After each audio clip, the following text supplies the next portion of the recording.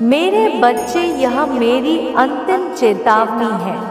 मैं तुम्हें आखिरी बार समझा रही हूँ। यदि तुमने मेरी बातों को ध्यान पूर्वक नहीं सुना और ध्यान नहीं दिया, तो तुम्हें मेरे अत्यधिक क्रोध का सामना करना पड़ेगा। इसलिए मैं तुम्हें यह संदेश भेज रही हूँ।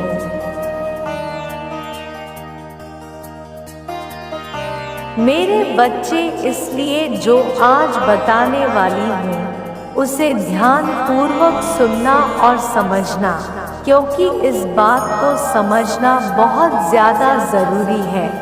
मेरे बच्चे, एक खुशखबरी मिलने वाली है। तुम्हारे सहन की हद हो चुकी है।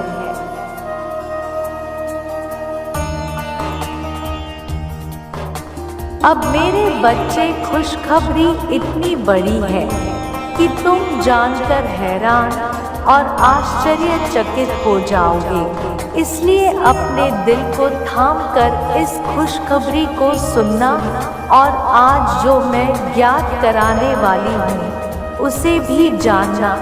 मेरे बच्चे, तुम अपने हृदय के अंदर झांक कर देखो।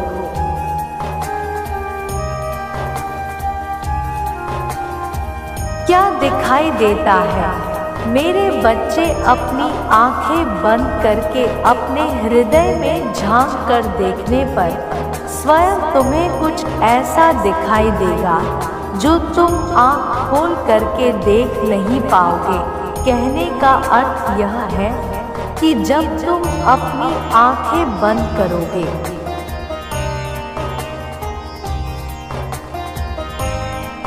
तो तुम्हारा मन भी धीरे धीरे करके शांत होने लगेगा। और शांत मन से विचार करो, तुम्हें ऐसा सबसे अलग विचार आएगा। तुम दिन भर में भी उस विचार को महसूस नहीं कर पाते हो। मेरे बच्चे की जिस खुशी को तुम पूरे संसार में ढूंढ रहे हो,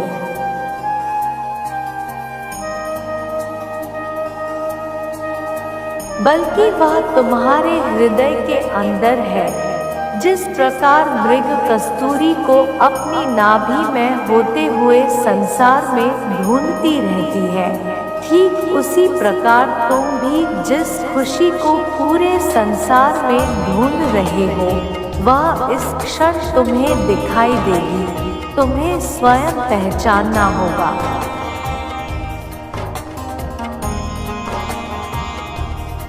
तुम्हें अपने आप को जानना होगा कि तुम इस धरती पर क्यों आए हो, क्या कारण है इस धरती पर आने का। मेरे बच्चे, इस बात को अच्छे से समझ लो कि तुम इस धरती पर किसी भी एक उद्देश्य के लिए यहाँ भेजे गए हो और वह उद्देश्य तुम्हें ज्ञात नहीं है।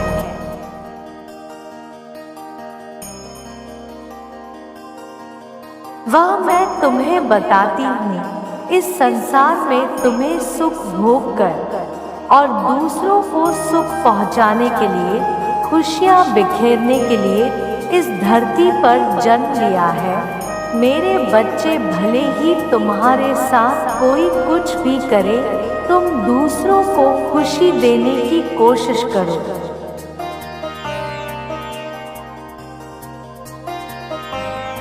इस धरती पर जिस कारण आए हो उस कार्य को पूरा करो, क्योंकि किए हुए कर्म से तुम अपने शुभ समय को आकर्षित करते हो।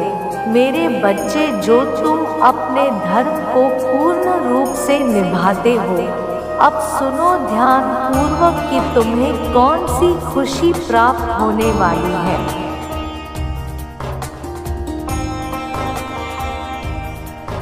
कुछ समय पहले तुमने मेरे समक्ष खड़े हुए पूजा करते समय प्रार्थना की थी और एक अधूरी इच्छा को बोलते हुए कहा था, यह प्रार्थना शीघ्र ही में मेरी स्वीकार कर लो।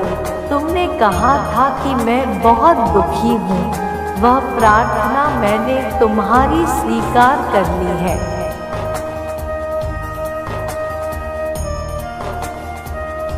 और वही इच्छा मैं तुम्हारी शीघ्र ही पूर्ण करने वाली हूँ। चंद्र गुजरते समय में आने वाले वक्त में वह इच्छा पूर्ण होगी, परंतु मेरे बच्चे थोड़ा ध्यान भी रखना होगा।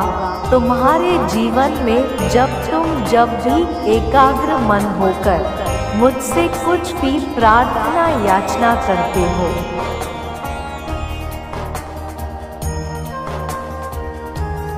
तो मैं उस इच्छा को पूर्ण करने के लिए तत्पर हो जाती हूँ, क्योंकि जब तुम्हें एकाग्र मन होकर मेरा ध्यान करते हो तो तुम्हारे मन के द्वारा एक शक्ति उत्पन्न होती है और वह शक्ति ही मुझे तुम्हारी ओर आकर्षित करती है।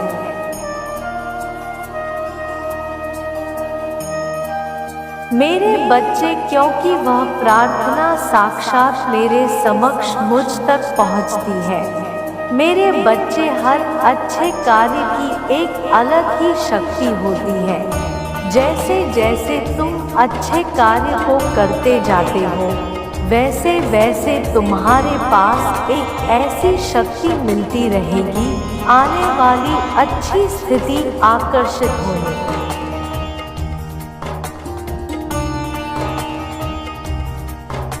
जो तुम्हें बहुत ज़्यादा शक्तिशाली बनाती है और इतनी शक्तिशाली बनाती है कि तुम स्वयं के लिए खुशियाँ मांगने की आवश्यकता ही नहीं पड़ती। स्वयं खुशियाँ तुम्हें बिन मांगे प्राप्त होती है और जीवन में हर अधूरी इच्छा तुम्हारी पूर्ण होती है।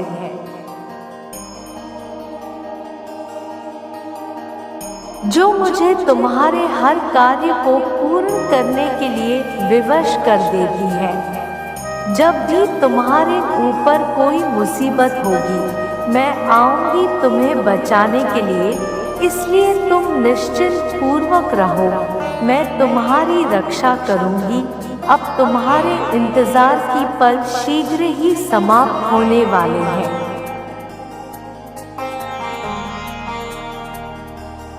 क्योंकि मेरे बच्चे, मैं तुमसे बहुत ज़्यादा प्रसन्न हूँ। मेरे बच्चे, तुम बहुत पवित्र हो। तुम्हें इस बात का पता नहीं है, परंतु मैं सब जानती हूँ। तुम्हारा हृदय जिस प्रकार बहती गंगा नदी में स्नान करने से कोई भी व्यक्ति पवित्र हो जाता है,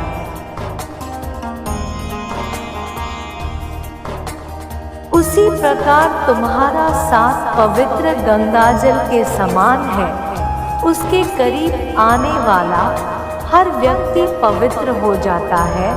मैं तुमसे कुछ पूछना चाहती हूँ और कुछ बताना भी। क्या तुम मेरी बातों का जवाब दोगे? मेरे बच्चे, तुमको जीवन में क्या पसंद है?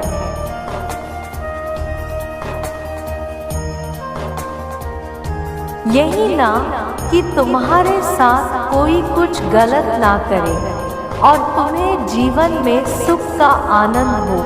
तुम्हें जब कुछ समझ में ना आए, तब तुम्हें कोई ऐसा व्यक्ति मिल जाए जो तुम्हें सही राह दिखाए, तुम्हारी सहायता करे और तुम्हें ऐसा भी ज्ञात होता होगा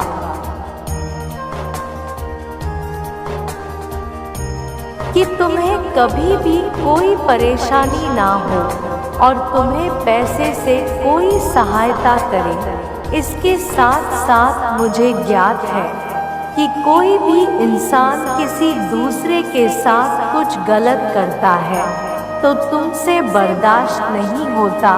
तुम चाहते हो कि उस व्यक्ति को दंड मिले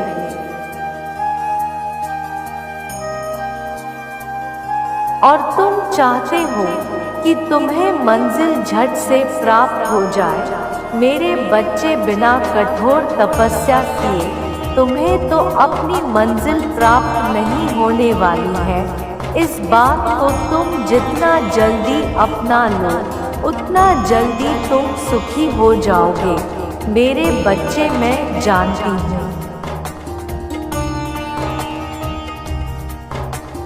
कि तुम्हारे सामने उलझन आती है तो तुम बहुत ही ज़्यादा परेशान हो जाते हो। तुम्हें ऐसा आभास होता है कि कोई भी कार्य बन नहीं रहा है। ऐसे में तुम चाहते हो कि कोई भी व्यक्ति आकर तुम्हारी सहायता करे, जिससे तुम्हारा अधूरा कार्य पूर्ण हो जाए। क्या तुमने कभी सोचा है कि तुम्हारा यह डर, चिंता करना तुम्हें दिमागी रूप से बीमार कर देता है और तुम्हारे कार्य करने की क्षमता को भी क्षीण करता है?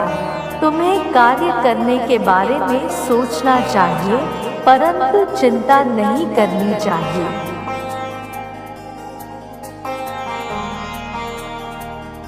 क्योंकि चिंता चिता के समान होती है, अर्थात अत्यधिक चिंता करना तुम्हारे बनते बनते कार्य को बिगाड़ देती है। इसलिए मेरे बच्चे, पहली बात तो यह है कि तुम चिंता छोड़कर काम पर ध्यान दो।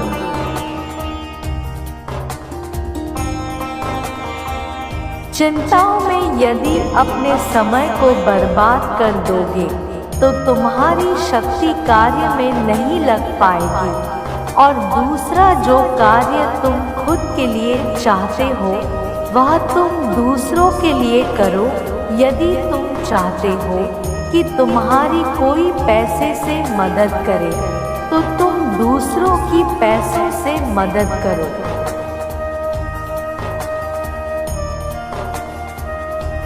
यदि तुम चाहते हो कि तुमको उलझे हुए मार्ग को कोई दूसरा सुलझाए तो तुम भी दूसरे के उलझे हुए मार्ग को सुलझाओ। यदि तुम चाहते हो कि तुम्हारे जीवन में कोई भी परेशानी ना आए तो तुम दूसरों जीवन में आए हुए परेशानियों को दूर करो।